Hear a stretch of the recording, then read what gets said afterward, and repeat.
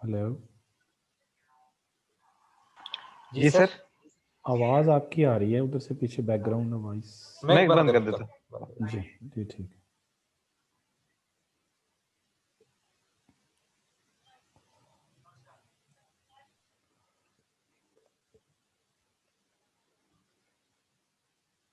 जी sir, अब clear है?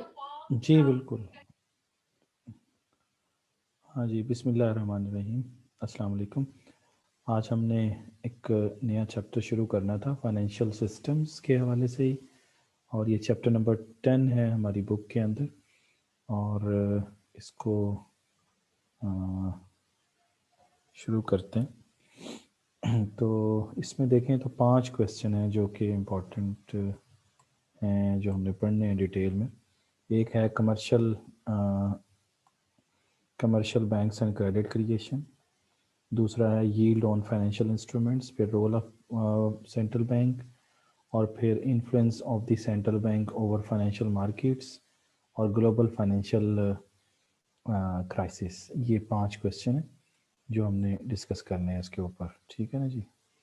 तो इसमें सबसे पहले ये है कि हमें ये समझ आ जाए कि जो बैंक है वो क्या है, और बैंक की काइंड्स कौन कौन सी होती हैं। ये मैंने आपको कुछ चीज़ें पहले भी कराई थी, लेकिन अब मैं दोबारा भी आपको करवा देता हूँ। जैसे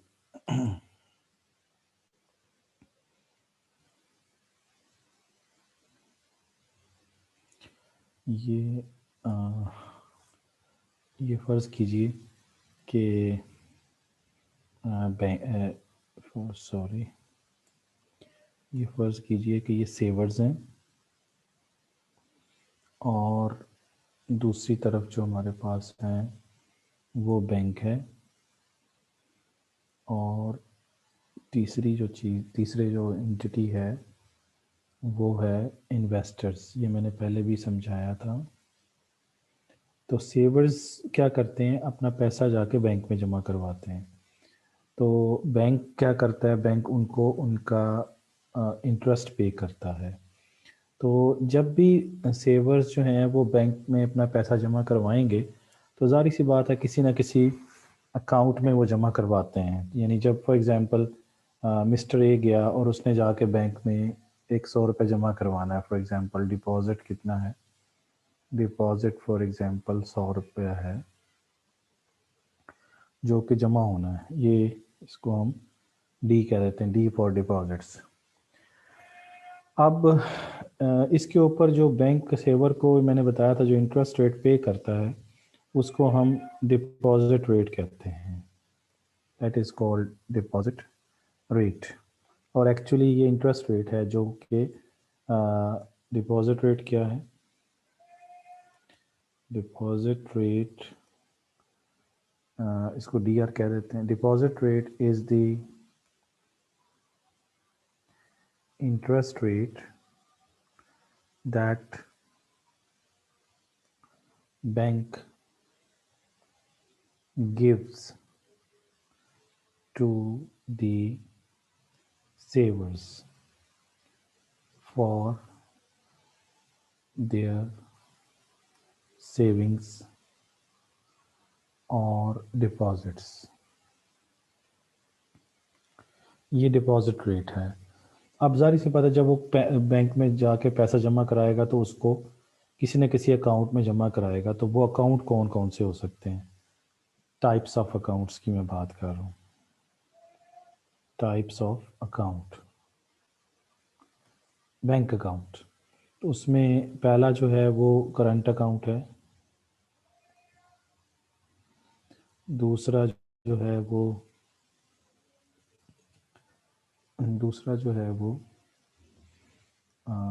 सेविंग अकाउंट है। और तीसरा जो है वो है क्या कहते हैं उसको, पीएलएस अकाउंट, या तीसरा है टाइम डिपॉजिट्स। और चौथा जो है हमारे पास उसे हम कहते हैं पाकिस्तान के अंदर पीएलएस अकाउंट। ये 4 मेन काइंड्स होती हैं अकाउंट्स की। तो जो बैंक में यहाँ पर वो पैसा जमा कराएगा ना आके बंदा बैंक के अंदर, ये जो 100 रुपये जमा करवाना है, वो पहले किसी अकाउंट में अकाउंट ओपन होगा उसका कोई ना कोई। तो वो अकाउंट कौन कौन से हैं? करंट अकाउंट है ये, इसके ऊपर बैंक जो है वो इसको डिमांड डिपॉजिट भी कहते हैं, इसको डिमांड डिपॉजिट्स भी कहते हैं, और इसको ट्रांजैक्शन अकाउंट भी कहते हैं, ट्रांजैक्शन अकाउंट भी कहते हैं इसको। ये सारे नाम इसके अंदर हैं। इसके ऊपर बैंक जो है, bank does not give interest. हालांकि बैंक में आप पैसा जमा कराते हैं तो बैंक को इंटरेस्ट देना चाहिए, लेकिन इस अकाउंट पे बैंक आपको नहीं देता, बल्कि बैंक आपसे इस अकाउंट के ऊपर चार्ज करता है उल्टा, charge service charges, service charges. अच्छा, जो सेविंग अकाउंट है ये, इस पे बैंक जो है वो माइनर इंटरेस्ट पे करता है।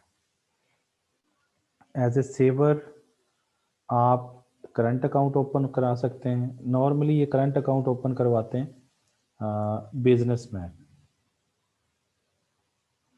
बिजनेसेस जो होते हैं ना वो कराते हैं, बिजनेसमैन करवाते हैं, इसको ओपन करवाते हैं। सेविंग अकाउंट के ऊपर बैंक जो है वो माइनर इंटरेस्ट आपको पे करेगा। टाइम डिपॉजिट के ऊपर आपको सिग्निफिकेंट इंटरेस्ट पे करता है, सिग्निफिकेंट इंटरेस्ट मिलता है सेवर्स को। तो ये तीनों देखें तो आपको पता चलता है कि इसमें ये सर्विस चार्जेस जो बैंक लेता है इसके ऊपर, ये एक्चुअली इंटरेस्ट लेता है, जिसको सर्विस चार्जेस का नाम दे दिया जाता है। हालांकि आप एज ए सेवर वहाँ पैसा भी दे रहे होते हैं, लेकिन बैंक आपको इंटरेस्ट नहीं पे करता, यानी डिपॉजिट रेट नहीं देता। ये जो सेविंग अकाउंट पे डिपॉजिट रेट मिलता है माइनर सा, और टाइम डिपॉजिट पे आपको ज़्यादा इंटरेस्ट रेट मिलता है। पीएलएस जो अकाउंट है इसको हम प्रॉफिट लॉस शेयरिंग अकाउंट कहते हैं। तो इसके ऊपर इंटरेस्ट नहीं मिलता, ये इस्लामिक होता है, नो इंटरेस्ट। तो ये actually profit loss sharing account है, इसके नाम से पता चल रहा है, और ये इस्लामिक है, दैट इज़ इस्लामिक। तो इसके अंदर आपको सूद नहीं मिलता, पीएलएस अकाउंट के अंदर नो इंटरेस्ट। तो ये टाइप्स ऑफ अकाउंट समझ आ गए आपको। अब इसमें आम बैंकों में जाएंगे तो इनके नाम चाहे जो मर्जी हों, कहीं पे इसको फ्रीडम अकाउंट का नाम दे देंगे, कहीं पर इसको कोई नाम दे देंगे, लेकिन होते ये चारों में से कोई ना कोई है। तो ये टाइप्स ऑफ अकाउंट है, यानी पहले जब आप डिपॉजिटर बैंक में पैसा जमा करवाने के लिए आएगा तो उसको ये अकाउंट ओपन कर होगा तो वो पैसा जमा होगा, अदरवाइज नहीं हो सकता। ठीक है ना जी। अब अगली बात जो वो ये है कि बैंक के पास अगर 100 रुपये आ गया है, फॉर एग्जांपल डिपॉजिट आ गया है, तो बैंक ये पैसा उठा के किसको देता है? इन्वेस्टर को देता है। इसका मतलब ये है कि वो सारा पैसा नहीं देता। यानी फॉर एग्जांपल आपके पास डिपॉजिट आया है डी, वो आया 100 रुपये, ठीक है ना जी, 100 रुपये आया। तो ये जो 100 रुपये आया हुआ है बैंक के पास, इसको उन्होंने 100 रुपया जो है बैंक के पास आया, सेवर ने जमा कराया, वो 100 का 100 उठाकर, ये 100 का 100 उठाकर इन्वेस्टर को नहीं देता, बल्कि इसके इस डिपॉजिट के या इस 100 रुपये के 3 टुकड़े किए जाते हैं। ये ज़रा समझिए, एक को हम कहते हैं CRR, एक को हम कहते हैं SLR, और एक को हम कहते हैं लोन, लोन टू इन्वेस्टर्स। ठीक है जी। ये 3 टुकड़े होते हैं। इसका मतलब ये है कि CRR, SLR और लोन टू द इन्वेस्टर, ये तीनों किस चीज़ के हिस्से हैं? ये तीनों डिपॉजिट के हिस्से हैं। तो CRR क्या है? CRR का क्या मतलब है? इसका मतलब है कैश रिजर्व रेशो, या बाज़ इसको कैश रिजर्व रिक्वायरमेंट भी कह दिया जाता है। अच्छा, कैश रिजर्व रेशो क्या है? कैश रिजर्व रेशो जो है किसका हिस्सा है? Is a part of total deposits. ये देखें, ये डिपॉजिट का हिस्सा है। ये CRR जो है टोटल डिपॉजिट्स, ठीक है। एक तो बात ये समझ आ गई, कैश CRR क्या है? This is the part of deposits which is held by the commercial banks with the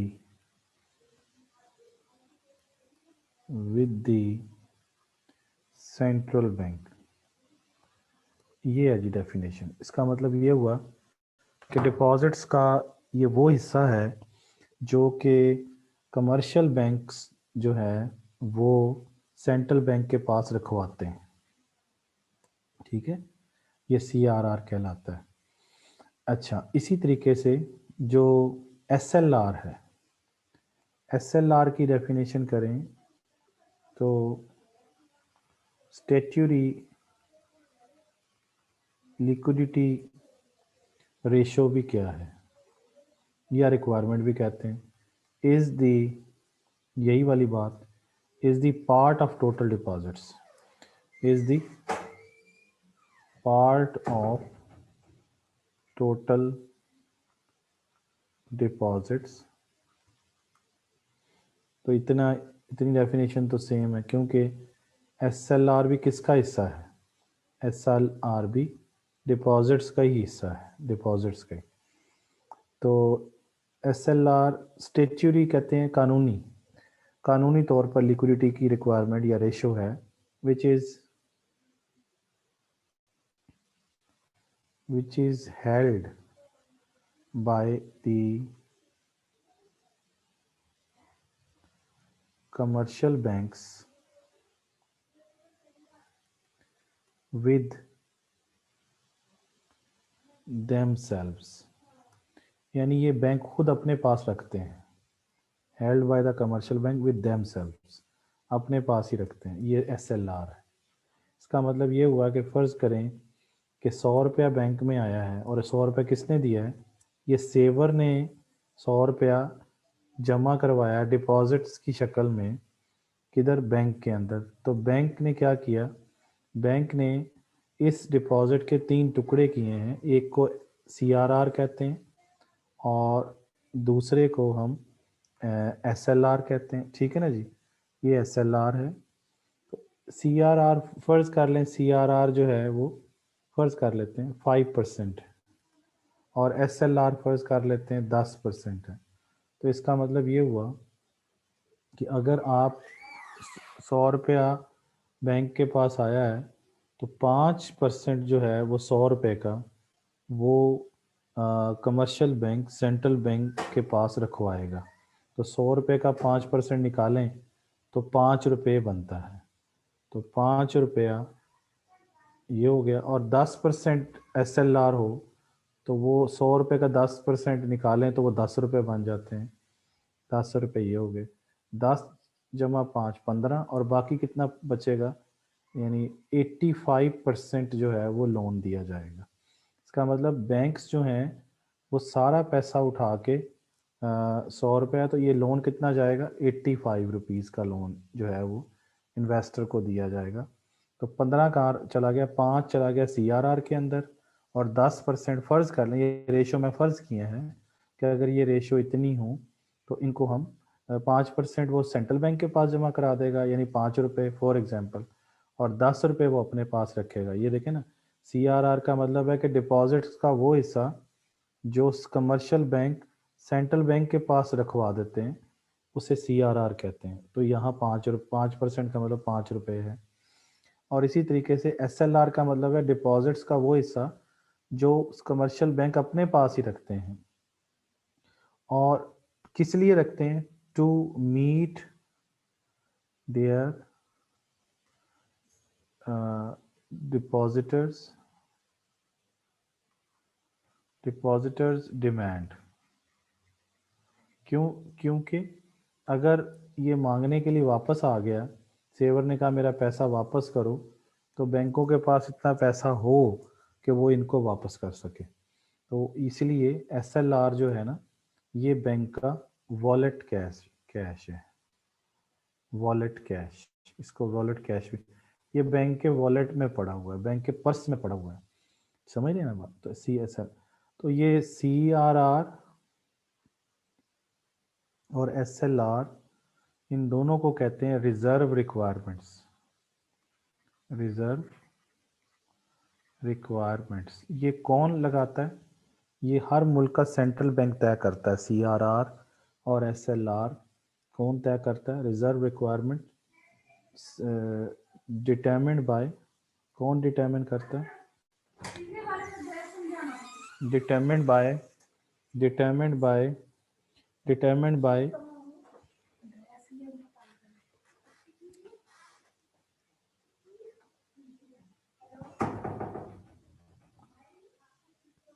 determined by central bank.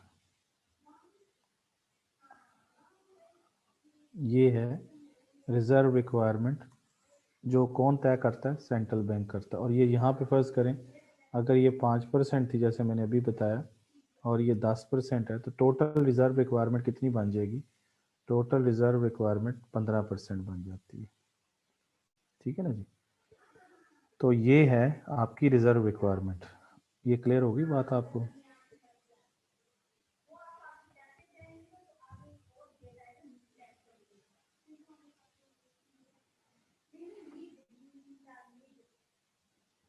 अच्छा जी,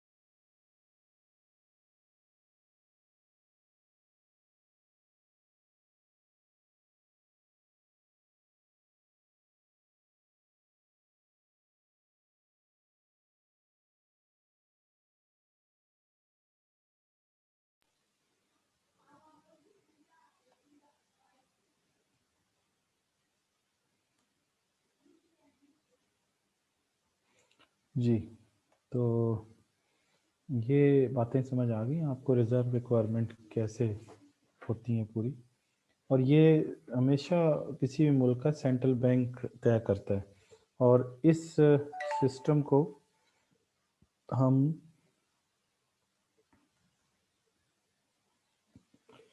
फ्रैक्शनल रिजर्व सिस्टम कहते हैं। फ्रैक्शनल रिजर्व सिस्टम का मतलब ये है, ऐसा सिस्टम जिसके अंदर सेंट्रल बैंक ये बताता है कि कमर्शियल बैंक ने किस तरीके से अपने डिपॉजिट्स का कितना फ्रैक्शन जो है, फ्रैक्शन मींस पार्ट, कितना पार्ट जो है रिजर्व के तौर पर रखना है। तो ये यहाँ पर मैंने फ़र्ज़ किया कि 15% रखना है। ठीक है ना जी? ये है जो आपको समझने की ज़रूरत थी। CRR और SLR जो सेंट्रल बैंक तय करता है, किसके लिए? कमर्शियल बैंक के लिए। कमर्शियल बैंक इसके मुताबिक फिर डीलिंग करता है। तो बहरहाल इस चीज़ को समझ गए होंगे आप लोग। तो अब हम पढ़ते हैं कि यहाँ से अगर हम बैंक की डेफिनेशन करें फॉर एग्जांपल, तो यहाँ पे देखें तो आप ये कह सकते हैं कि बैंक जो है, bank is a financial institution, है ना? ये देखें, ये बैंक जो है, ये bank is a financial institution which borrows, है ना? ये बोरोज, क्योंकि सेवर जब आपको पैसा जमा कराता है ना बैंक को, तो असल में वो बैंक को कर्जा दे रहा होता है। तो विच बोरोज फॉर लैंडिंग, ये इसका मतलब ये हुआ कि यहाँ से हमें समझ आया कि जब भी सेवर अपना पैसा इधर जमा कराएगा तो एक्चुअली बैंक यहाँ पे 2-3 काम कर रहा है। फंक्शंस ऑफ द बैंक क्या आ गए, फंक्शंस ऑफ बैंक नज़र आते हैं हमें यहाँ पे। क्या बोला, नंबर 1 कि वो सेवर से पैसे ले रहा है, एक्सेप्ट कर रहा है, यानी एक्सेप्टिंग द डिपॉजिट्स। तो डिपॉजिट्स एक्सेप्ट करना, ये वाली बात है, दिस वन, है ना। नंबर 2 ये वाली चीज़ है कि वो लोन देता है किनको, इन्वेस्टर्स को। बैंक का और इन्वेस्टर का ताल्लुक है, यानी एडवांस करता है, क्या भला, एडवांसिंग द लोन्स। तो ये दूसरा फंक्शन हो गया बैंक का। कर्जा देना, ठीक है, ये है कर्जा लेना। एक्सेप्टिंग द डिपॉजिट मीन्स कि बैंक कर्जा ले रहा है, और ये क्या है, कर्जा दे रहा है। जब वो बैंक इन्वेस्टर को कर्जा देता है तो इन्वेस्टर बैंक को सूद देता है, और इस सूद को हम कहते हैं एडवांसिंग रेट, या इसको कहते हैं लेंडिंग रेट, ठीक है ना जी। तो इसका मतलब ये हुआ कि इसको कह रहे हैं एलआर, और इसको डिपॉजिट रेट को कह लें डीआर। ये दोनों इंटरेस्ट रेट हैं। ये मैंने शायद पहले भी समझाया था आपको कि अगर हम लेंडिंग रेट में से डिपॉजिट रेट माइनस कर दें तो इसे इंटरेस्ट रेट स्प्रेड कहते हैं। Spread, interest rate spread. तो इंटरेस्ट रेट स्प्रेड क्या है, lending rate minus deposit rate. तो फर्ज करें अगर बैंक ने इसको डिपॉजिट 100 रुपये जमा कराया और डिपॉजिट रेट फर्ज कर लें 20% है फॉर एग्जांपल, और तो ये एडवांसिंग रेट तो उससे ज़्यादा ही होगा ना। फॉर एग्जांपल वो 30% होगा, तो 30% लैंडिंग रेट है और 20%, तो 10% जो है वो आपके पास इंटरेस्ट रेट स्प्रेड आ जाता है। ये वो है जो बैंक मुनाफा कमाता है, क्योंकि 30% लेके ना इन्वेस्टर से, तो 20% इसको दे देता है सेवर को, 10% वो खुद खाता है। यहाँ से समझ आया कि बैंक जो है वो एक्चुअली 2 काम तो हमें नज़र आ रहे हैं कि डिपॉजिट एक्सेप्ट कर रहा है, नंबर 2 वो लोन एडवांस कर रहा है, नंबर 3 जब ये लोन एडवांस करता है तो सारा 100 का 100 रुपया उठा के नहीं दे देता, बल्कि रिजर्व रिक्वायरमेंट भी पूरी करता है। यानी क्या करता है, रिजर्व रिक्वायरमेंट को भी फुलफिल करता है, फुलफिलिंग दी रिजर्व रिक्वायरमेंट्स। ये 3 काम हमें नज़र आ गए जो बैंक करता है। और बैंक क्या है, bank is a financial institution which borrows for lending, which borrows यानी ये क्या कर रहा है, ये बोरो कर रहा है किससे, फॉर लैंडिंग। ये समझ आई बात, यानी बैंक इंटरमीडियरी है, ये इंटरमीडियरी है, मिड में है, ये इनसे सेवर से क्या करता है, ये सेवर से बारो करता है।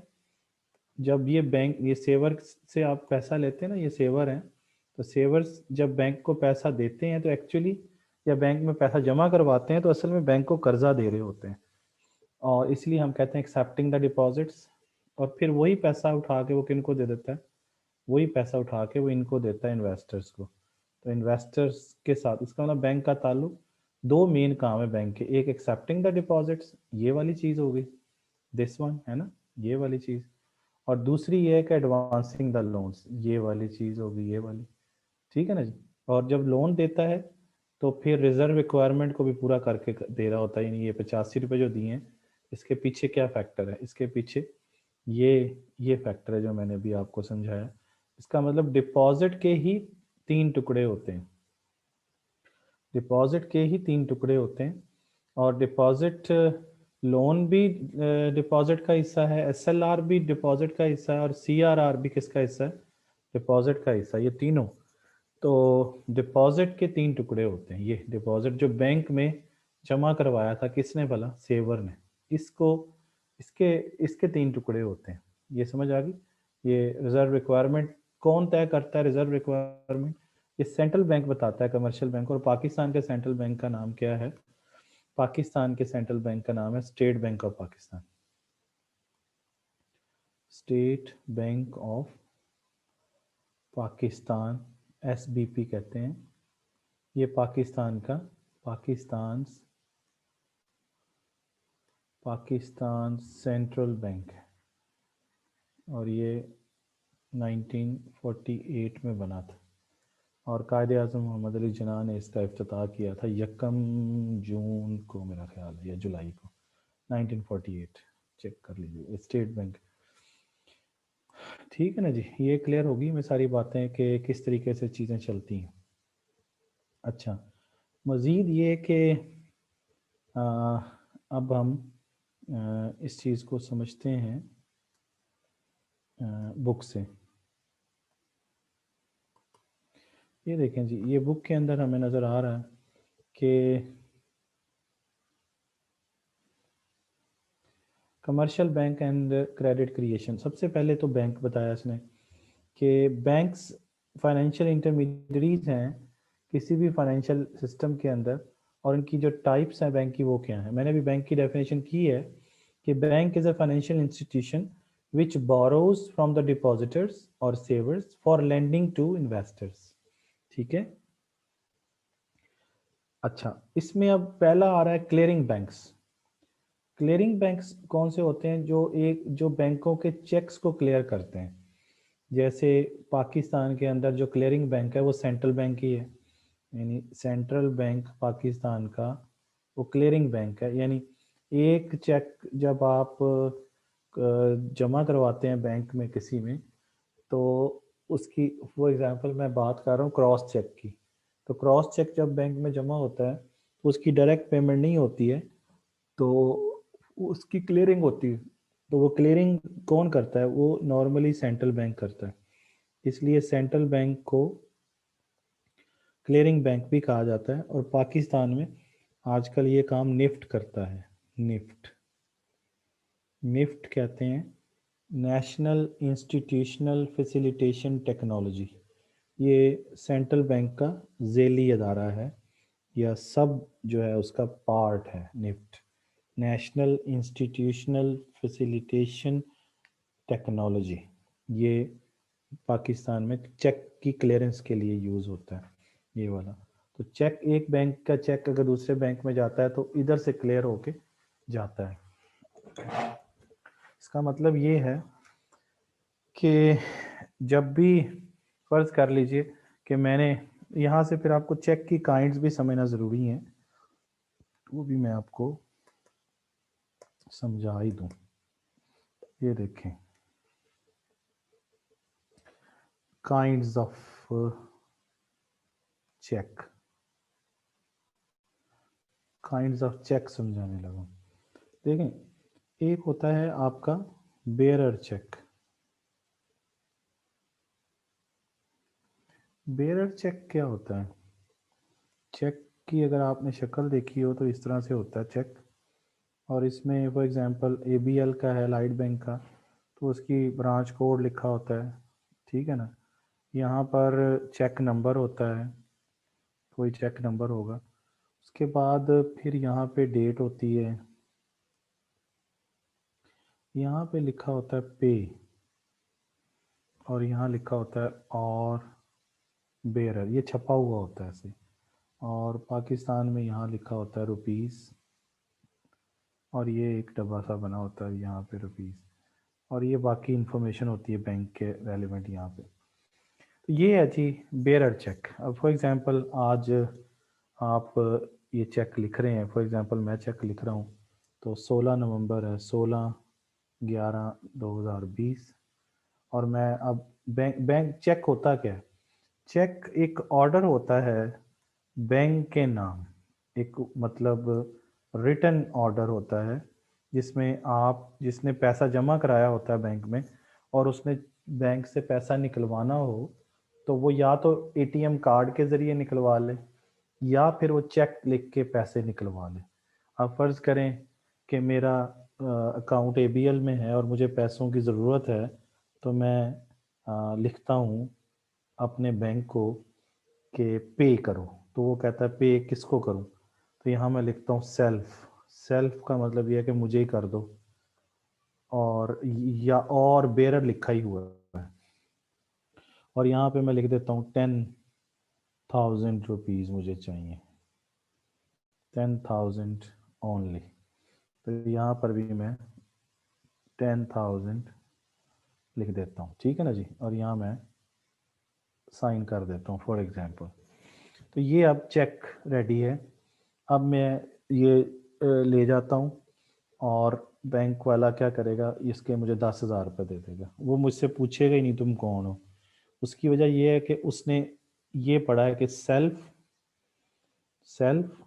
समझ रहे हैं, उसे पता है कि ये सेल्फ है और बेरर है। तो वो कहता है कि मैं इसको क्या समझता हूँ, बेरर। बेरर मतलब चेक, यानी ये बेरर का मतलब क्या होता है, हु होल्ड्स दिस चेक। इसका क्या मतलब है, हु होल्ड्स दिस चेक, जिसके पास ये चेक होगा उसी का ही है ये। तो वो मुझे कहता है कि ठीक है, मैं आपको क्या कंसिडर करता हूँ, बेरर। ये बात समझ आ गई, ये बेरर चेक है।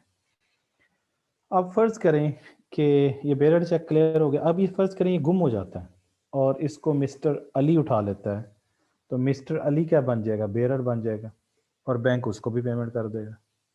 क्योंकि बैंक इस तरह के चेक, बेरर चेक के लिए बैंक को किसी किस्म की आइडेंटिफिकेशन की ज़रूरत नहीं होती है। तो वो कहेगा जी बेरर है जो भी है। इसलिए जब भी बेरर चेक अगर गुम होए तो फौरी तौर पर बैंक को चेक नंबर बताइए और उन्हें रोकिए कि ये वाली पेमेंट नहीं करनी, क्योंकि ये गुम हो गया है फौरी तौर पे, वरना बैंक जिम्मेदार नहीं है। दूसरी जो काइंड है ना बेरर, दूसरी जो चेक की काइंड है ना, उसे हम कहते हैं ऑर्डर चेक।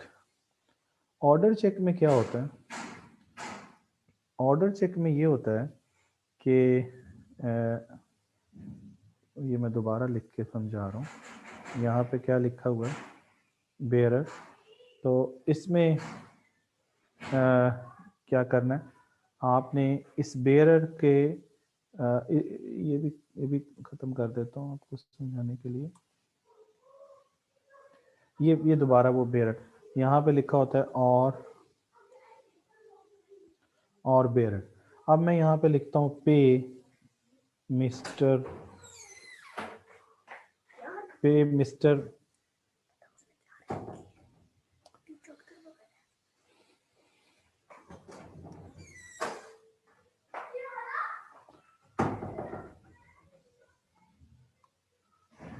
अब फॉर एग्जांपल मैं आपको क्या बता रहा था, हाँ। तो अब मैं लिखता हूँ पे मिस्टर मोहम्मद अली, और ये अब मैं यहाँ पे बेरर का लफ्ज़ काट के लिख देता हूँ ऑर्डर। तो ये कौन सा चेक बन जाएगा, इस चेक को कहेंगे ऑर्डर चेक। अब इधर मैं साथ उसका शनाख्ती कार्ड नंबर भी लिख देता हूँ, कोई भी जो भी शनाख्ती कार्ड नंबर। अब अगर ये वाला पेमेंट जो होगी ना, ये बैंक इसको पे करने का जिम्मेदार है, किसी गलत बंदे को बैंक नहीं कर सकता। वो बैंक अब बाई ऑर्डर मैंने कहा है कि इस चेक की पेमेंट जो है वो अली को ही करनी है। अब वो जब अली को ही मैं दूंगा ये चेक, ऑर्डर चेक है और मैं अली को दे दिया। अब अली जब ये लेके जाएगा तो वो पूछेंगे जी कौन है अली, वो अली का शनाख्ती कार्ड देखेंगे, वहाँ से उसका नंबर चेक करेंगे और फिर पेमेंट करेंगे। और इसको फॉर एग्जांपल ये गुम हो जाता है और मिस्टर हुसैन उठा लेता है, तो हुसैन को पेमेंट नहीं होगी क्योंकि उसका शनाख्ती कार्ड नंबर लिखा नहीं होगा, और वो ऑर्डर बाई ऑर्डर जो है बैंक इसकी पेमेंट का जिम्मेदार भी है। ये समझ आ गई बात। तो ये था ऑर्डर चेक। तीसरा जो चेक होता है उसे हम कहते हैं क्रॉस चेक। ये क्रॉस चेक है, ये पहला काइंड है, ये दूसरी काइंड है, और तीसरी। क्रॉस चेक में क्या होता है वो भी मैं दोबारा समझा दूं। क्रॉस चेक में क्या होता है, ये फर्ज कर लें बेरर चेक है। अब क्रॉस चेक में फॉर एग्जांपल मुझे आता है ये चेक, मेरे नाम पे आता है, और ये मुझे किसी यूनिवर्सिटी ने भेजा कि ये रमज़ान शेख के नाम ये चेक है, और ये उन्होंने अपने साइन सून करके भेज दिया, और इधर उन्होंने लेफ़्ट टॉप कॉर्नर पे 2 लाइनें लगा दी। ये क्रॉस चेक है। अब मैं ये ले जाऊँ अपने अकाउंट में, मेरा जो फॉर एग्ज़ाम्पल अकाउंट है वो फ़र्ज़ कर लेते हैं HBL में, तो मैं ABL का मुझे चेक मिल गया, अब मैं क्या करूं? अब मैं इसको, इसकी, ये क्रॉस चेक जो होता है ना, इसकी डायरेक्ट पेमेंट नहीं होती, ये अकाउंट में जमा होता है। तो अब मैंने अपनी डिपॉजिट स्लिप लेके ना HBL की, उसमें मैंने ये जमा करवा दिया। अब ये कहाँ चला जाएगा? ये क्लियरिंग के लिए जाएगा। कहाँ पे भला? मेरा बैंक कौन सा है? मेरा बैंक है HBL। मेरे बैंक जो है वो और ABL का जो राब्ता होगा वो किस तरह होगा? अब HBL मेरा जो बैंक है वो ABL से राब्ता करेगा, किसके थ्रू? निफ्ट के थ्रू। पाकिस्तान में उसे क्या कहते हैं? निफ्ट। और ये किसका इदारा है? स्टेट बैंक ऑफ पाकिस्तान, यानी सेंट्रल बैंक का ही ये एक झेली इदारा है। तो इसके थ्रू ये चेक इधर जाएगा, ABL इसकी पेमेंट करेगा और ABL से मेरे अकाउंट में फिर पैसे ट्रांसफर होंगे। लेकिन इसमें दरमियान में कौन होगा? निफ्ट। इसको कहते हैं क्लियरिंग बैंक। ये जो क्लियर कर रहा है दरमियान में ABL, ये तमाम बैंकों के चेक्स क्लियर करेगा।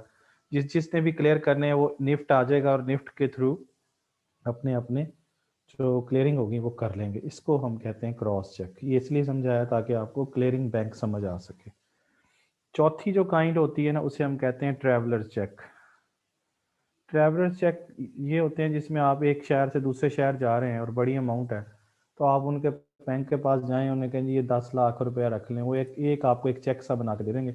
छपा हुआ ही होता है उनके पास, उस पर 10 लाख लिखा होगा। ये कागज़ का एक टुकड़ा आप ले जाएंगे 10 लाख रुपए का, ठीक है ना जी। और वो वहाँ से उधर से जाके पैसे ले लेंगे। लाहौर से कराची जा रहे हैं तो कराची में जाके पेमेंट ले लेंगे आप। तो ये ट्रैवलर्स चेक्स होते हैं। ठीक हो गया जी। तो आगे क्या है? बुक पे आ जाए। ये देखें क्लियरिंग बैंक समझ आ गए कि इसमें क्लियर करते हैं एक चेक को दूसरे बैंक के चेक को आपस में। उसके बाद जो बैंक की मजीद काइंड है उसमें उसने बताया रिटेल बैंक्स या कमर्शियल बैंक्स। रिटेल बैंक्स और कमर्शियल बैंक्स वही हैं जो मैंने अभी बताया, जो क्या करते हैं, डिपॉजिट एक्सेप्ट करते हैं और वो लोन एडवांस करते हैं और रिजर्व रिक्वायरमेंट को पूरा करते हैं। चूंकि ये बुक आप जो पढ़ रहे हैं ये यूके की बुक पढ़ रहे हैं और यूके के अंदर इन्हीं बैंक्स को हाई स्ट्रीट बैंक्स भी कहा जाता है। हाई स्ट्रीट्स कहते हैं जो उनके बाजार होता है ना, मेन बाजार, उसे कहते हैं हाई स्ट्रीट, और वहाँ पर ये बैंक्स भी होते हैं उनके, जैसे HSBC और बर्कले वगैरह, ये उनके बैंक हैं यूके के। फिर है होलसेल बैंक्स। होलसेल बैंक्स वो होते हैं जो कि लार्ज क्वांटिटीज़ में कस्टमर्स को पेमेंट कर रहे होते हैं और वो स्पेशलाइज्ड भी होते हैं लैंडिंग के अंदर। लैंडिंग कहते हैं कर्ज देना। और जैसे पाकिस्तान में देखें तो एग्रीकल्चर डेवलपमेंट बैंक है, यानी ZTBL है, ज़री तरक्याती बैंक लिमिटेड।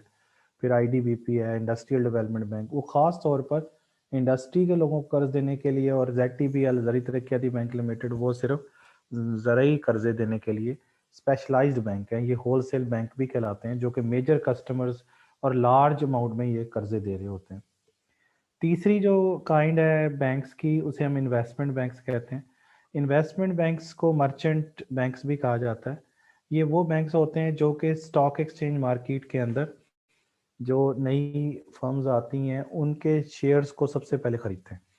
समझ गए? इनको अंडर राइटर्स भी कहते हैं।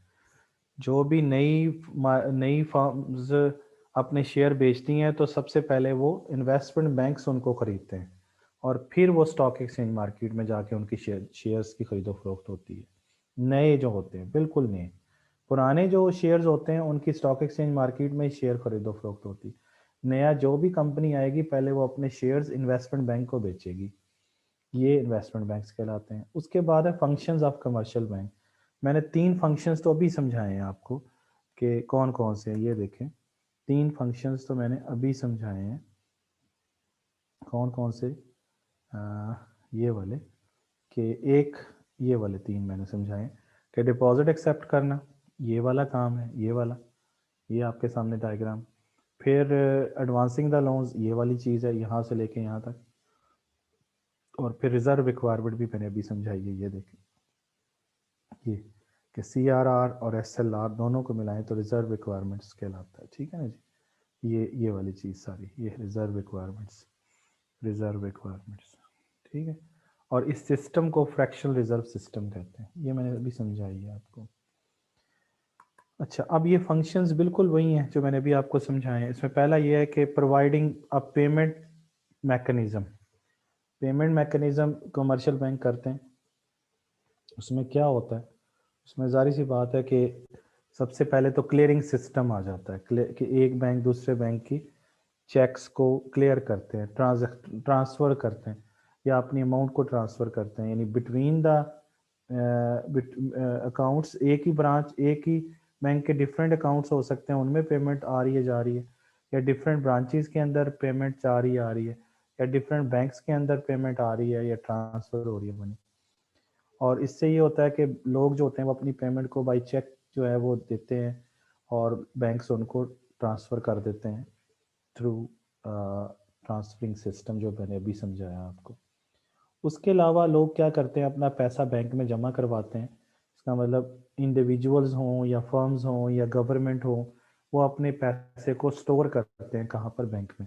और बैंक जो है वो इसी मकसद के लिए उनको ज़्यादा से ज़्यादा डिपॉजिट रेट भी ऑफ़र करते हैं ताकि लोग पैसा, सेवर्स जो है ना, ये सारे तीनों जो हैं वो सेवर भी हो सकते हैं, यानी ये तीनों इंडिविजुअल, फर्म्स और गवर्नमेंट, ये सेवर भी हो सकते हैं। ये तीनों लैंड बारवर भी हो सकते हैं, समझ रहे हैं ना। इसका मतलब ये कर्ज ले भी सकते हैं, कर्ज दे भी सकते हैं। ये सेवर होंगे तो लैंडर बन जाएंगे, और अगर ये कर्ज लेने वाले होंगे तो फिर बोरवर बन जाएंगे। तो बैंक्स क्या करते हैं, बैंक्स इनसे पैसा इकट्ठा करते हैं। और कहाँ इकट्ठा करते हैं, यहाँ पे उसने फिर बैंक इसने बताया कि अकाउंट्स कितने हैं, ये मैं आपको, इसने 2 बताया, मैंने आपको 4 अकाउंट्स बता दिए जो मेन है, ये मैं समझा चुका हूँ पहले, ठीक है ना। ये डिपॉजिट अकाउंट्स का मतलब सेविंग अकाउंट है, करंट अकाउंट में पहले समझा चुका हूँ। इसके ऊपर मैंने करंट अकाउंट के ऊपर आपको ये बात समझाई है कि बैंक जो है वो आपसे सर्विस चार्जेस लेता है। सर्विस चार्जेस मींस इंटरेस्ट लेता है। सर्विस चार्जेस का मतलब है इंटरेस्ट, इंटरेस्ट लेता है आपसे। हालांकि आप पैसा भी बैंक को दे रहे हैं, लेकिन बैंक क्या करता है, आपसे इंटरेस्ट लेता है। हालांकि रूल ये है कि जो वो पैसा लेगा वो इंटरेस्ट देगा, लेकिन यहाँ करंट अकाउंट में बैंक पैसा भी लेता है और इंटरेस्ट भी लेता है, क्योंकि बैंक आपका करंट अकाउंट जब ओपन होता है तो बैंक आपका मुंशी बन जाता है। कभी वो पैसे ले रहा होता है, कभी दे रहा होता है, तो बैंक कहता है मुझे इसके पैसे दो।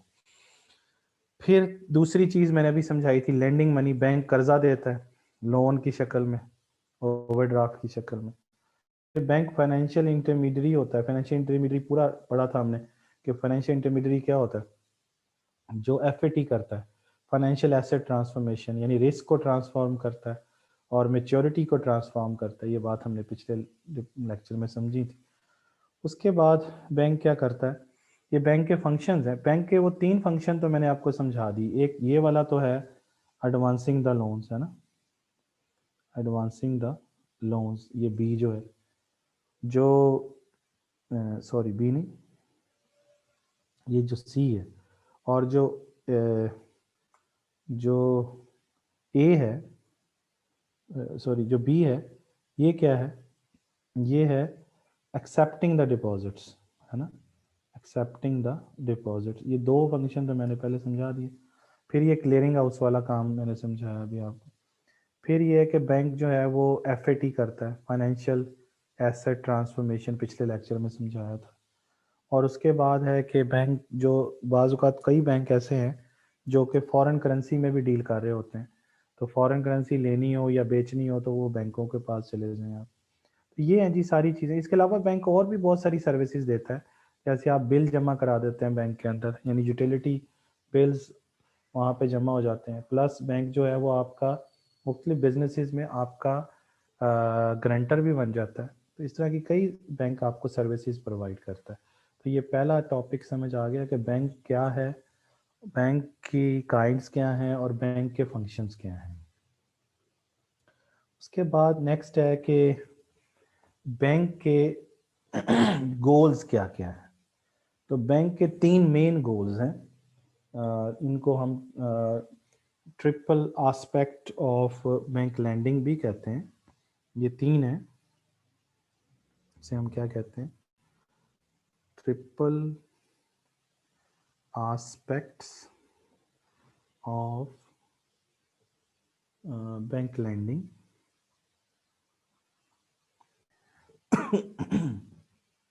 Triple aspect of bank landing,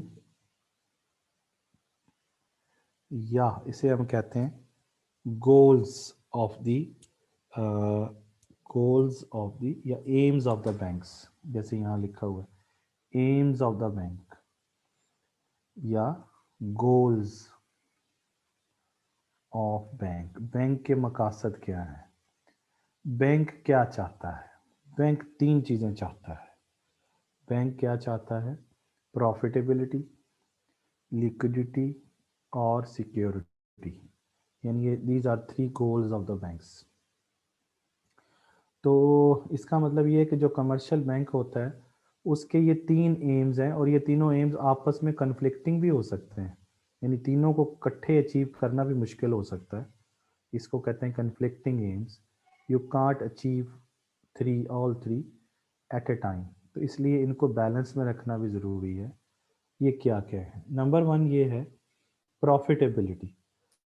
profitability का मतलब ये है कि बैंक जो है वो चाहेगा कि वो इतना प्रॉफिट कमाए कि वो अपने शेयर होल्डर्स को उसमें से कुछ दे सके। तो प्रॉफिट को अर्न करना बैंक का मकसद है या उसका एम है, गोल है,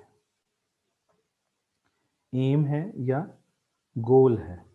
और जाहिर सी बात है कि प्रॉफिट आएगा कहाँ से, ये मैंने अभी समझाया था। प्रॉफिट कहाँ से आएगा, ये आपके सामने कि ये जो मैंने अभी बात समझाई थी आपको, ये वाली, ये देखें कि प्रॉफिट कहाँ से आएगा।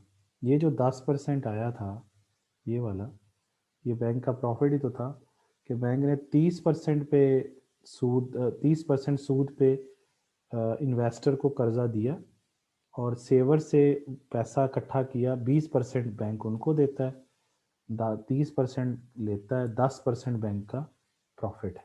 ये बात समझाई थी जिसको हमने इंटरेस्ट रेट स्प्रेड कहा था, landing rate minus deposit rate. क्योंकि नॉर्मली प्रॉफिटेबिलिटी की आस्पेक्ट्स को सामने रखें, प्रॉफिटेबिलिटी की आस्पेक्ट को सामने रखें तो लैंडिंग रेट हमेशा डिपॉजिट रेट से क्या होगा, ज़्यादा होगा। कितना ज़्यादा होगा उतना ही बैंक का प्रॉफिट ज़्यादा होगा। ठीक है ना जी, ये आपके सामने। अच्छा, यहाँ पे देखें तो यहाँ पर भी वही कह रहा है कि biggest profit came from the landing.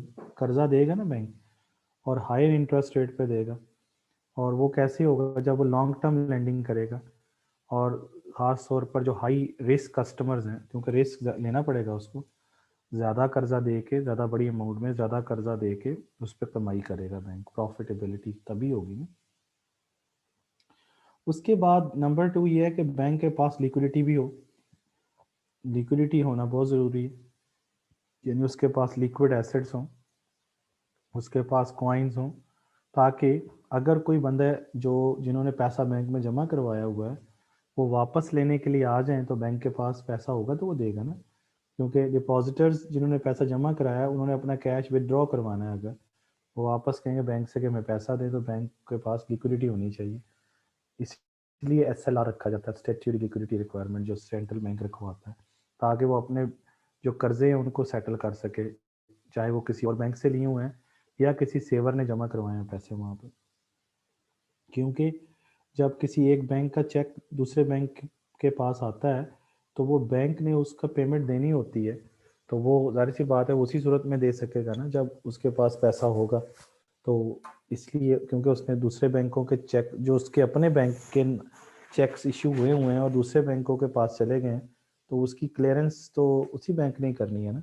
जैसे यहाँ पे इसने कहा है कि फॉर एग्जांपल जो बैंक है, कौन सा वाला, बर्कले बैंक्स, उसके कस्टमर ने 200 मिलियन का उसे चेक दिया और उसने वो जमा करवा दिया जाके किस में, दूसरे HBFC के कस्टमर ने उसकी पेमेंट देनी थी, तो HSBC के अंदर वो जाके जमा हो गया।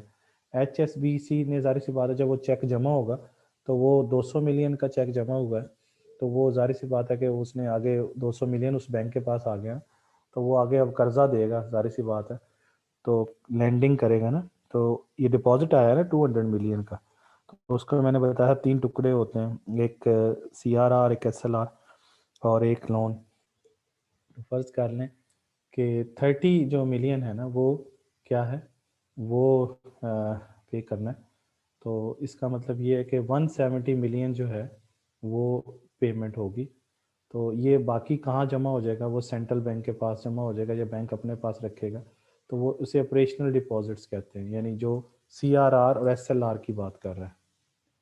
CRR जो कि सेंट्रल बैंक के पास बैंक ने जमा करवाना है, ये मैं अभी समझाई है आपको बात, ठीक है ना जी। तो ये बैंक के पास उधर जमा होना पड़ेगा वहाँ पे, और इसके ऊपर सेंट्रल बैंक उनको कोई पैसा कोई इंटरेस्ट रेट नहीं देता है। जो पैसे कमर्शियल बैंक सेंट्रल बैंक के पास जमा करवाते हैं CRR की सूरत में, सेंट्रल बैंक उनके ऊपर उनको कोई इंटरेस्ट पे नहीं करता है, ठीक है जी। उसके बाद है सिक्योरिटी। तो सेवर्स ने अपना पैसा बैंक में क्यों रखवाया था, क्योंकि वो ये समझते हैं कि यहाँ पर जो है वो पैसा स्टेबल भी है और सिक्योर भी है, क्योंकि ये सिक्योर इंस्टीट्यूट है, यहाँ पे कोई मसला नहीं है। तो बैंक क्या करता है, वही पैसा उठा के किन को दे देता है, रिस्क कस्टमर को दे देता है, यानी इन्वेस्टर को दे देता है, और हाई रिस्क वालों को भी दे देता है, क्योंकि वो क्या चाह रहा होता है, वो इंटरेस्ट चाहता है। तो बाज़ औक़ात वो बैड डेट्स में भी कन्वर्ट हो जाता है, वो पैसा वापस नहीं मिलता, लेकिन बैंक को तो देना पड़ेगा ना जिनका है। तो इसलिए बैंक को चाहिए कि वो लैंड जब कर रहा हो तो वाइजली करे, और सिक्योरिटी देखे कि वाकई उसको पैसा वापस मिल जाएगा कि नहीं मिलेगा। एक तो उसकी असल अमाउंट वापस मिले और एक उसका सूद भी मिले वापस बैंक को। तो ये 3 एस्पेक्ट बड़े ज़रूरी हैं जी, प्रॉफिटेबिलिटी, लिक्विडिटी और सिक्योरिटी। बैंक लैंडिंग जब कर रहा हो, या बैंक जो है, बैंक के 3 ये ऑब्जेक्टिव्स हैं। ये तीनों जो ऑब्जेक्टिव हैं, लिक्विडिटी, प्रॉफिटेबिलिटी और सिक्योरिटी, इसको आप मज़ीद, ये यहाँ पे ये टॉपिक ख़त्म हो गया, लेकिन यहाँ से नया टॉपिक शुरू हुआ है, क्रेडिट क्रिएशन। लेकिन ये जो आपकी किताब में ये जो टेबल दी हुई है, ये वाली अगले सफ़े पे, यहाँ तक, ये यहाँ तक, ये उसी चीज़ को शो कर रही है। समझ रहे हैं किस चीज़ को? ये जो अभी टॉपिक हम पढ़ रहे हैं, कौन सा भला?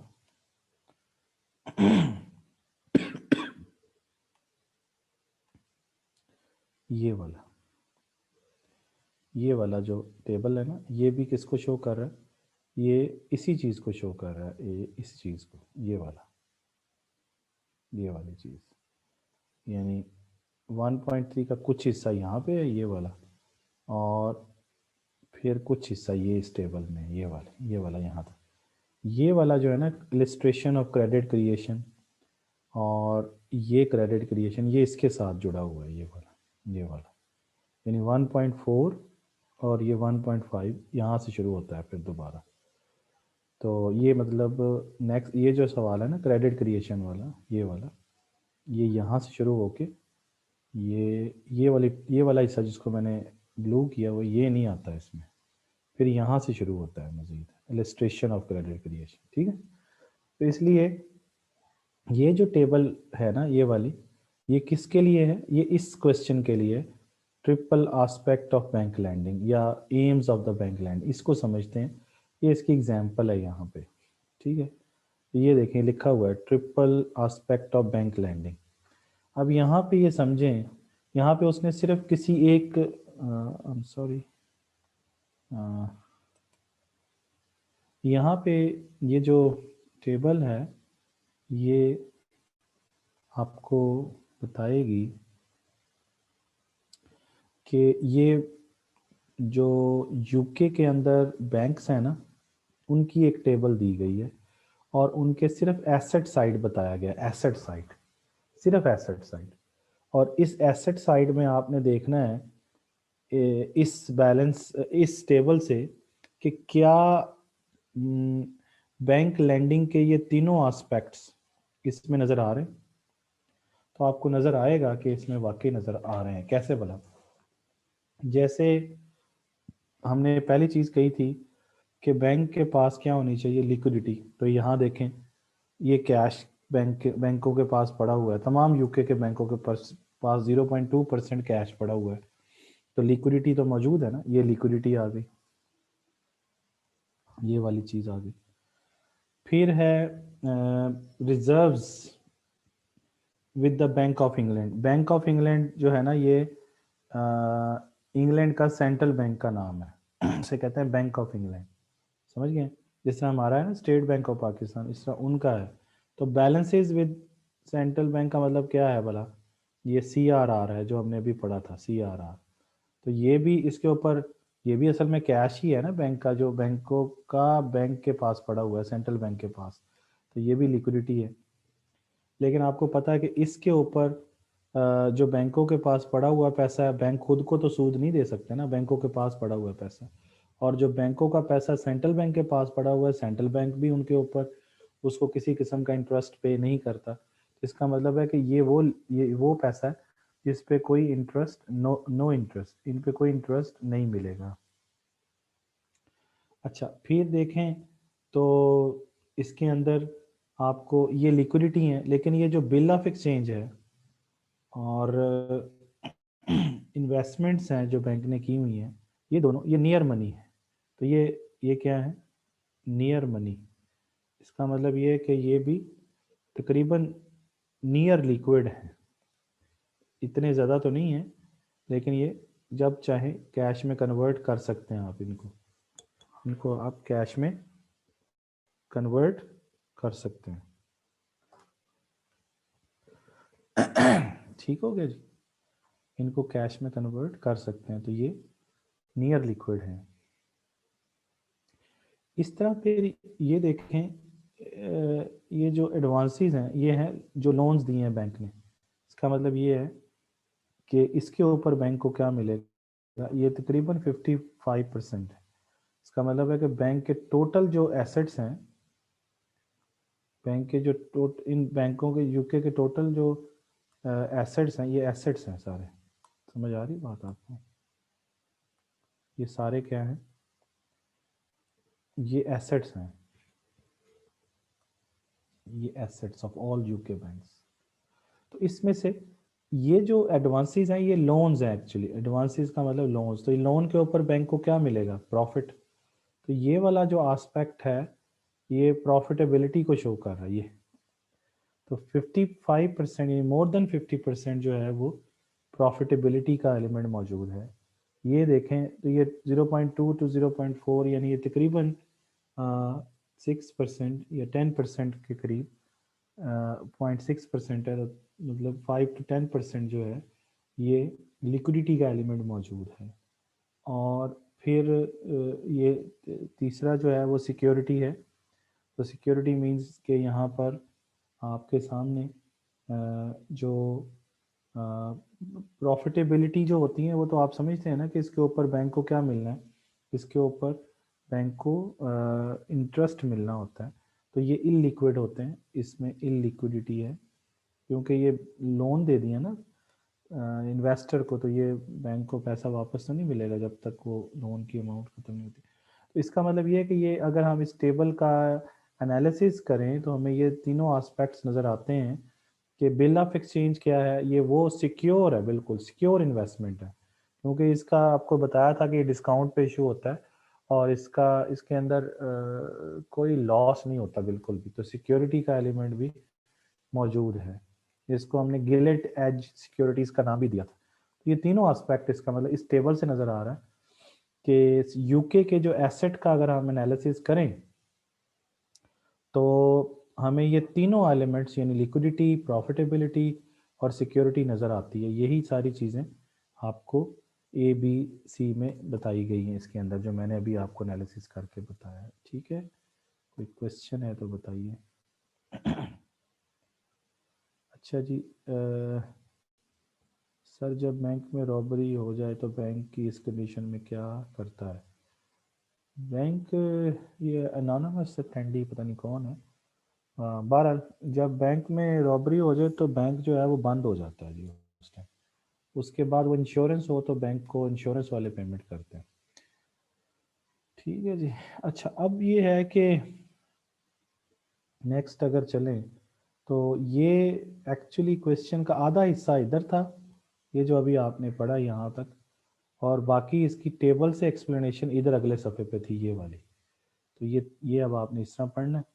और अब जो है वो नेक्स्ट क्वेश्चन है जो कि इसी सफ़े पे ये है क्रेडिट क्रिएशन का। क्रेडिट क्रिएशन जो है ये हमने अब पढ़ना है। क्रेडिट क्रिएशन को हम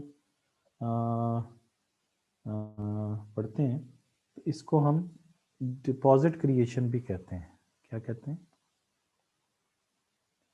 डिपॉजिट क्रिएशन भी कहते हैं।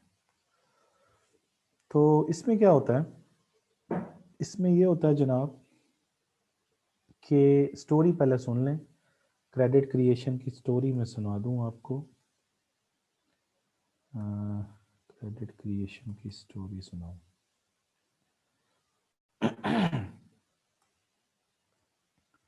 जी,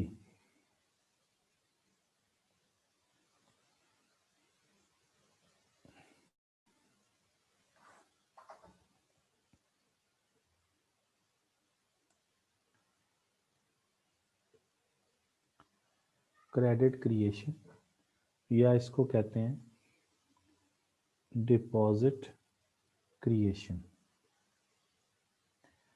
अच्छा, इसमें ये होता है जनाब कि जब एक शख्स, इसको इस तरीके से समझ लीजिए कि फर्ज कीजिए कि मैंने, ए शख्स ने, ए पर्सन है, मिस्टर ए, मिस्टर ए का जो बैंक है ना वो है HBL, और जो मिस्टर बी है उसका बैंक फर्ज कर लीजिए वो है UBL। ठीक है ना जी, दो बैंक हैं, दो लोग हैं और दोनों के अकाउंट आपके सामने हैं। अब फर्ज करें कि मिस्टर ए जो है, मिस्टर ए ने मिस्टर बी के पैसे देने हैं, मिस्टर ए ने मिस्टर बी के पैसे देने हैं, और वो कितने देने हैं? वो फर्ज कर लीजिए कि 1000 रुपया देना है। यानी तो मिस्टर ए क्या करेगा? वो HBL का चेक लिखेगा, और कितनी अमाउंट का लिखेगा? जाहिर सी बात है, मैं अभी आपको समझाया कि 1000 रुपये का अमाउंट का वो कर्जा देना है, पेमेंट करनी। तो इसने क्या किया? 1000 रुपये का चेक लिखा, HBL का चेक। ये HBL का चेक है। इसने पे किसको करना है? पे करना है मिस्टर बी को। और कितनी अमाउंट पे करनी है? फर्ज कर लीजिए कितनी? 1000 रुपये। ये मैं आपको समझाने के लिए बता रहा हूँ। ये मिस्टर बी के पास आ गया। अब जब मिस्टर बी के पास आएगा तो मिस्टर बी का बैंक क्या है? उसका नाम है UBL। वो ये चेक अपने बैंक में जमा करवा देगा। अब जब वो चेक इसके बैंक में जाएगा तो ये क्या करेगा? इसका मतलब ये होगा कि UBL के पास ये जो मिस्टर बी है, यानी मिस्टर बी कौन है? सेवर है, इसका नाम क्या है? Mister B. ये जो चेक है ये UBL में जाके कितने, HBL का चेक जो है वो 1000 रुपये का इधर जमा करा देगा। तो ये चेक किसका है भला? HBL का चेक है। अब UBL क्या करेगा? UBL मैंने अभी बताया था कि जो डिपॉजिट आता है उसके पास, अब ये UBL के पास ये डिपॉजिट आया है ना, डिपॉजिट कितने का आया? 1000 रुपये का। और फर्ज कर लें कि जो रिजर्व रिक्वायरमेंट है, जो अभी आपको समझाई थी रिजर्व रिक्वायरमेंट, वो फर्ज कर लें 20%। दोनों को जमा करके ना R कह दें, यानी CRR प्लस SLR, इसको हम R कह देते हैं। R मीन्स रिजर्व रिक्वायरमेंट्स है ना, एक ही कह देते हैं रिजर्व रिक्वायरमेंट। वो कितनी है भला? R कितनी है भला? 20%। तो इसका मतलब ये है कि अगर UBL ने अगर किसी दूसरे शख्स को कर्जा देना है तो वो 1000 रुपया जो बैंक से HBL का चेक उसके पास आया है, उसमें से 20% जो है वो क्या करेगा? रिजर्व रिक्वायरमेंट में ले जाएगा। और कितने का कर्जा देगा आगे जाके इसको? इन्वेस्टर किसी भी बंदे को कर्जा देगा तो कितने का देगा? वो देगा 80% लोन दे सकेगा। मतलब 20% तो रिजर्व रिक्वायरमेंट में चला जाएगा ना, तो 80% लोन जाएगा। तो लोन कितना रह जाएगा? लोन रह जाएगा 80%। तो 80% मीन्स 800 रुपये का कर्जा इधर जाएगा। ये बात समझ आ गई आपको? 800 रुपये का। और ये जो बैंक यूबीएल है, ये जो इन्वेस्टर को कर्जा दे रहा है 800 रुपये का, ये भी 800 रुपया डायरेक्ट कैश की सूरत में नहीं दे रहा है, बल्कि ये भी चेक दे रहा है। ये बात ज़हन में रहे कि डिपॉजिट क्रिएशन और क्रेडिट क्रिएशन में ये अजम्पशन है क्या कि all the transactions are carried through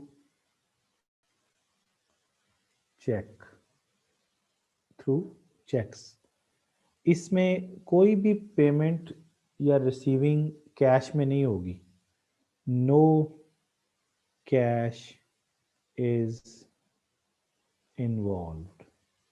इसके अंदर कैश इन्वॉल्व नहीं है। इस पूरे क्वेश्चन के अंदर ये बात समझनी है, इसके अंदर कैश पेमेंट नहीं होगी। जहाँ कैश पेमेंट होगी वहाँ पर क्रेडिट क्रिएशन का प्रोसेस रुक जाएगा।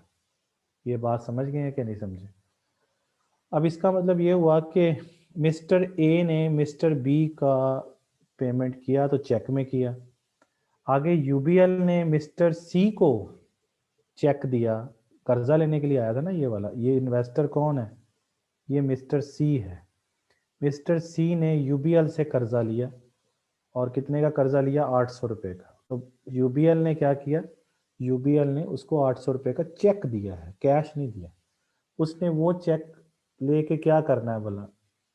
जाहिर सी बात है, अगर उसने कर्जा लिया है बैंक से तो उसने किसी के पैसे देने होंगे 800 रुपया, या उसने कोई गुड्स एंड सर्विसेज परचेज करनी होगी, तो कुछ तो करना होगा। फर्ज कर लें कि उसने किसी के पैसे देने हैं, तो वो 800 रुपये का चेक लिखेगा और उसको दे देगा। वो चेक फिर दोबारा किसी बैंक में जमा हो जाएगा, और वो बैंक फिर उसमें से 20% रिजर्व रिक्वायरमेंट काट के ना फिर आगे जितना भी अमाउंट बनेगी वो आगे दे देगा, और ये प्रोसेस चलता रहेगा। कैसे होगा इसको हम समझते हैं। जैसे फॉर एग्जांपल फर्ज करते हैं ये बैंक क्या है? ए है, और बैंक ए के ये क्या है? एसेट्स है, और ये क्या है? लायबिलिटीज हैं। तो अब ये देखें कि एक बैंक के अंदर एक डिपॉजिट आता है, और वो कितना डिपॉजिट आता है? ये बैंक है यूबीएल, और इसमें 1000 रुपये का चेक आता है। ये वाली बात मैं कर रहा हूँ, ये वाली है ना। ये 1000 रुपये यूबीएल में जमा करवा दिया। बैंक कौन सा है? बैंक का नाम कोई रख लेते हैं। बैंक का नाम है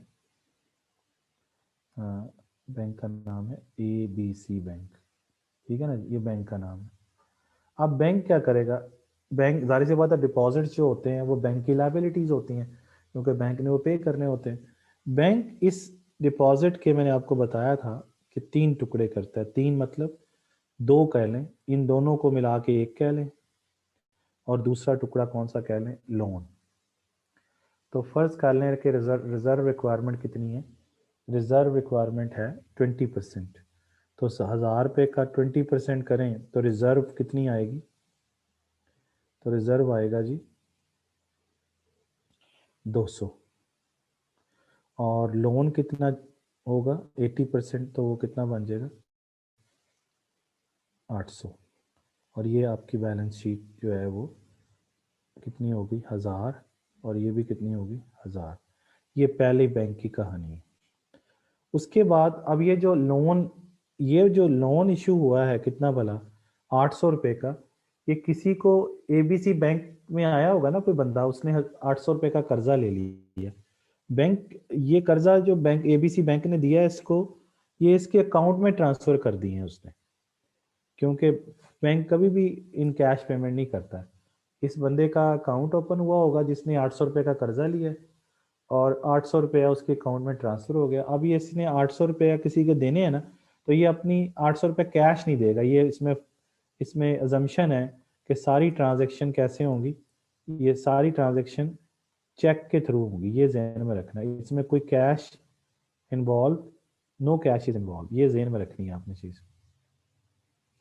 तो जो भी शख्स है उसने 800 रुपये का कर्जा लेना है और फर्ज करें उसने मेरा ही कर्जा लेना है और जो मेरा बैंक है उसका नाम है XYZ बैंक, है ना। अब मुझे इसने ABC बैंक का चेक दे दिया 800 रुपये का, मैंने वो जाके अपने बैंक में जमा करवाना है, ज़ाहिर सी बात है। तो मेरे बैंक का नाम है XYZ बैंक। अब मैं इसके भी इधर बैलेंस शीट बना रहा हूँ, एसेट्स और ये क्या है, लाइबिलिटीज़। तो अब मैं ये जो लोन 800 रुपये का ये मैं जमा करवा दूंगा किस में, अपने बैंक में पैसे जमा कराऊंगा ना, मुझे 800 रुपये मिले। तो ये 800 रुपये अब इसके पास आ गया। अब इसके पास 800 रुपये का डिपॉजिट मेरे अकाउंट में जमा हो गया। अब मैंने अब ये बैंक ने, अगर बैंक के पास तो ये डिपॉजिट आया ना, बैंक अब फिर इसके 2 टुकड़े करेगा और इसका 20% रिजर्व में चला जाएगा, रिजर्व रिक्वायरमेंट जो है। तो 800 का 20% करेंगे तो वो 160 रुपये हो जाएगा और बाकी वो कितना चला जाएगा लोन। तो लोन कितना होगा 640 रुपये। तो 640 का मज़ीद कर्जा बैंक इशू कर देगा। ये फिर एसेट्स और लायबिलिटीज़ क्या हो गई बराबर। अब ये इसका मतलब ये है कि ये जो 800 रुपया कर्जा था ये इधर जाके फिर जमा, मैंने जिस बंदे ने भी लेना था उसने मेरी पेमेंट करनी थी, मुझे वो चेक मिला, मैंने अपने बैंक में जमा करवा दिया। मेरे बैंक ने क्या किया, जब मेरे बैंक के पास जब 800 रुपये आया तो उसने फिर उसके 2 टुकड़े किए और 640 रुपये का कर्जा किसी और शख्स को दे दिया। अब ये 640 रुपये फर्ज कर लें अहमद ने कर्जा लिया है। अब अहमद क्या करेगा, अहमद ये अपने बैंक में जमा कराएगा, चेक मिलेगा ना इसको भी। और अहमद का बैंक जो है वो कोई है, उसका उस बैंक का नाम है बैंक RST। ये बैंक का नाम फर्ज कर लें, ये उसके एसेट्स है ना। इस बैंक की बैलेंस शीट बना रहे हैं RST बैंक की। तो ये लाइबिलिटीज जो है, सॉरी लाइबिलिटीज।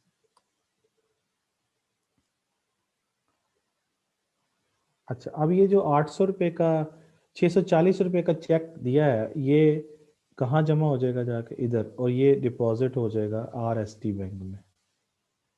और ये 640 रुपये। अब समझ आ रही बात। 640 रुपये का फिर रिजर्व रिक्वायरमेंट कितनी है भला, अभी जो हमने रखी हुई है वो है 20%। तो 640 का निकालें तो रिजर्व्स कितने आ जाएंगे, तो वो आ जाएंगे 128 रुपये और बाकी अमाउंट कहाँ चली जाएगी लोन में, और लोन कितना हो जाएगा 512।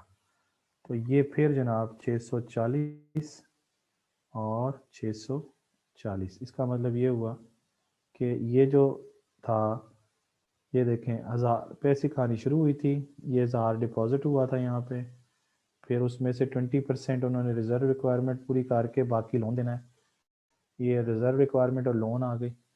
फिर ये 800 रुपये किसी और बैंक में जमा हुआ, 640 उसने लोन दे दिया, ये 640 किसी और, ये प्रोसेस चलता रहेगा चलता रहेगा। तो हमने ये देखना है कि इस 1000 रुपये से कितना डिपॉजिट क्रिएट होता है। यहाँ तक तो आपको नज़र आ रहा है ना कि 1000 से डिपॉजिट, इनिशियल अमाउंट जो जमा हुई है वो कितनी हुई है 1000 रुपये। ये कैश जमा हुआ था, ये क्या हुआ था HBL के अंदर, ये ये क्या जमा हुआ था, कैश, इनिशियल अमाउंट कैश में जमा हुई थी 1000 रुपया। तो इससे कितने अमाउंट में जमा हो जाएगा पैसा, कितना पैसा इकट्ठा हो जाएगा, तो उसके लिए आपको ये देखना पड़ेगा इसकी अमाउंट। तो ये प्रोसेस चलता रहेगा। तो डिपॉजिट्स कितने इकट्ठे हो जाएंगे उसका फार्मूला है, और उसका फार्मूला ये है कि deposits is equal to initial cash deposit, ये डिपॉजिट क्रिएशन कितनी होगी, initial cash deposit divided by reserve requirement, reserve requirement ratio. तो रिजर्व रिक्वायरमेंट रेशियो, ये रिजर्व रिक्वायरमेंट रेशियो या इसको कैश रेशियो भी बोलते हैं, कैश रेशियो भी बोलते हैं, कैश रेशियो। तो ये आप करके देख लें, यानी इन अदर वर्ड्स इसको आप डी कह लीजिए। तो डी इज इक्वल टू, इसको हम कहेंगे 1/r into initial cash deposit, ऐसे भी लिख सकते हैं इसको। तो 1r कितना था जी, r था 0.20 है ना, 20%, इंटू इनिशियल कैश कितना जमा हुआ था 1000।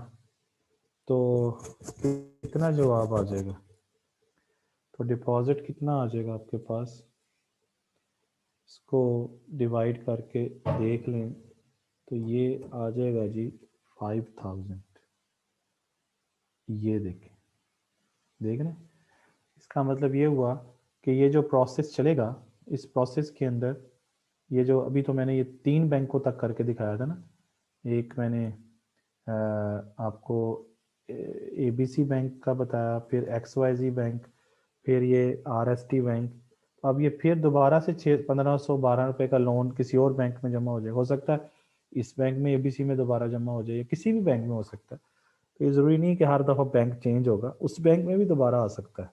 जिस बैंक में भी दोबारा भी आएगा ना, तो वो बैंक करेगा इसी तरीके से कि उसका 20%, ये फ़र्ज़ किया हुआ है 20%, 20 ये रेशो बदल भी सकती है आर, स्मॉल आर। तो जो भी होगा उसका रख के बाकी लोन दे देगा।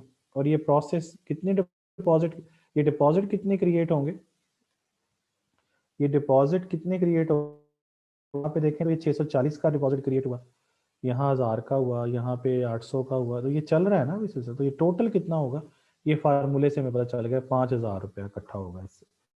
अब यहाँ ये उस वक्त होगा है ना व्हेन r इक्वल टू 0.20।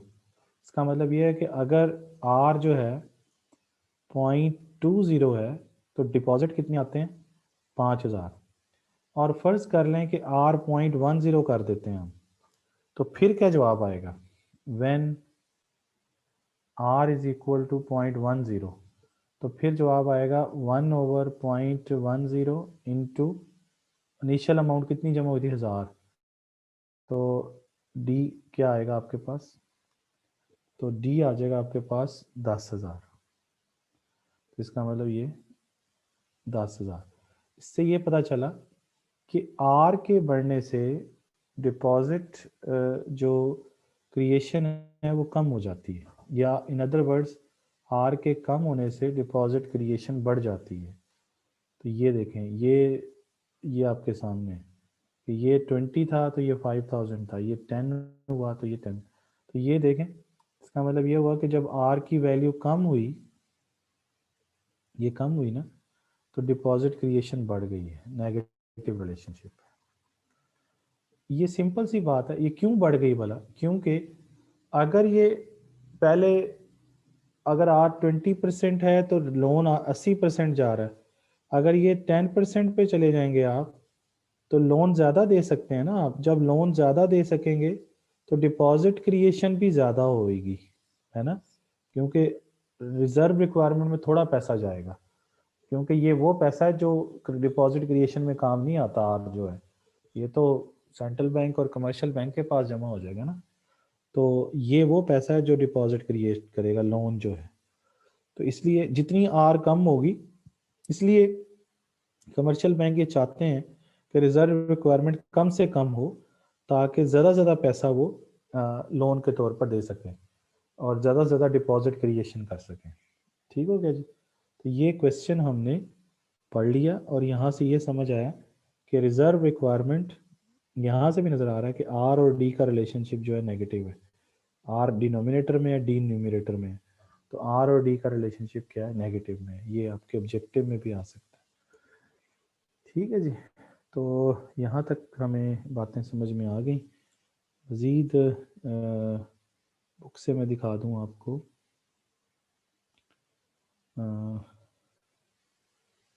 अच्छा जी, एक सवाल है, वो ये है कि डिपॉजिट्स लायबिलिटीज़ कैसे होगा। ये बैलेंस शीट किसकी बनाई है आपने, बैलेंस शीट किसकी है भाई? ये बैलेंस शीट बैंक की है। तो बैंक के पास जब आप पैसा जमा करवाते हैं, जैसे मैं हूँ, कोई आम सी बात है, मैं बैंक में जाके पैसे जमा कराता हूँ, तो वो बैंक के एसेट हैं या लाइबिलिटीज हैं? वो लाइबिलिटीज होंगे ना बैंक के, तो बैंक ने वो पे करने हैं। ये बैंक के एसेट तो नहीं है डिपॉजिट, ये बैंक की, ये बैलेंस शीट एक शख्स की नहीं बन रही, बैलेंस शीट बैंक की बन रही है। तो बैंक की, ये बैंक के एसेट्स हैं और बैंक के लाइबिलिटीज हैं। तो बैंक डिपॉजिट जो होते हैं वो बैंक की लाइबिलिटीज होती हैं, क्योंकि बैंक ने वो पे करनी होती है।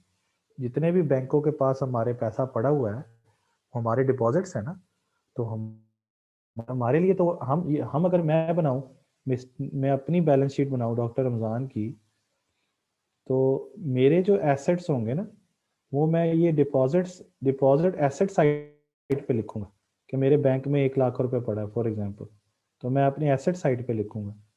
लेकिन बैंक जो है वो इसको, डिपॉजिट्स को कहाँ लिखेगा? अपनी लाइबिलिटी साइड पे लिखेगा, क्योंकि बैंक ने तो वो पे करने हैं। समझ आई बात? अच्छा, और क्या है जी? Reserve requirement ratio was 20% and why you are mentioning 0.2%? Very good यार फातिमा, तुम तो बहुत काबिल हो। तो 20% का मतलब 0.20 ही होता है ना? 20% का क्या मतलब होता है? 0.20 ही होता है।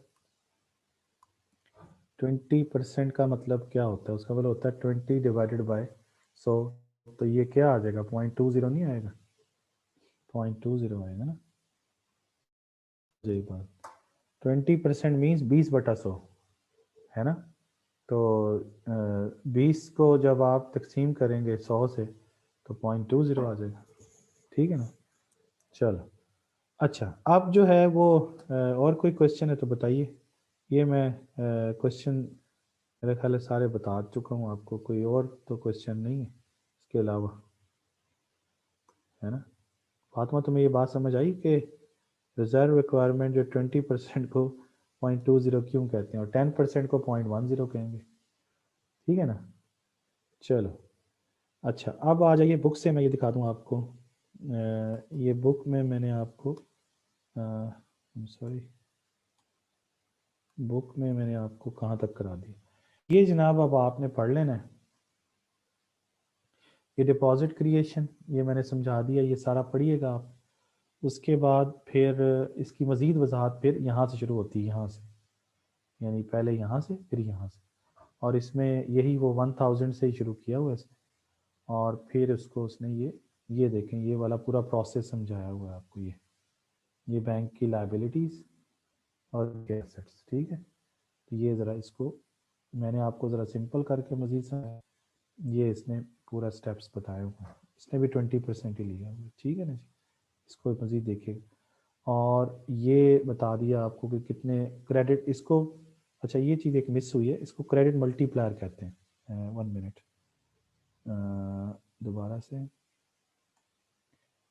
यहाँ पे आइए। ये जो है ना 1/r, 1/r, ये पूरा ऐसे, क्योंकि ये इसके ऊपर, इस लाइन के ऊपर 1 है ना, इसको 1/r करके इनिशियल डिपॉजिट इधर लिख दिया, कोई फ़र्क नहीं है।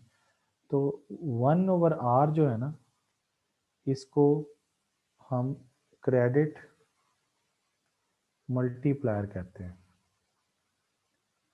ठीक है? 1/r को क्या कहते हैं? यानी क्रेडिट मल्टीप्लायर को अगर हम इनिशियल कैश डिपॉजिट से मल्टीप्लाई कर दें तो डिपॉजिट क्रिएशन आ जाएगा आपके पास। ठीक हो गया? इसको हम क्रेडिट मल्टीप्लायर कहते हैं, ठीक है? या डिपॉजिट मल्टीप्लायर भी कहते हैं, और डिपॉजिट मल्टीप्लायर भी कहते हैं। ओके, आप ज़रा बुक से देख लीजिए। बुक में मैंने आपको बता दिया कि ये सारा करेंगे। क्रेडिट मल्टीप्लायर भी समझा दिया। क्रेडिट मल्टीप्लायर मीन्स 1/r, और इसका और डिपॉजिट का रिलेशनशिप भी बता दिया कि आर के बढ़ने से डिपॉजिट क्रिएशन कम हो जाती है ना? नेगेटिव रिलेशनशिप भी समझाया। अच्छा, फिर ये समझा दिया, ये एग्जांपल भी मैंने आपको समझा दिया, फार्मूला समझा दिया और ये आपने एक इसका एग्जाम्पल है, ये करने की कोशिश कीजिएगा।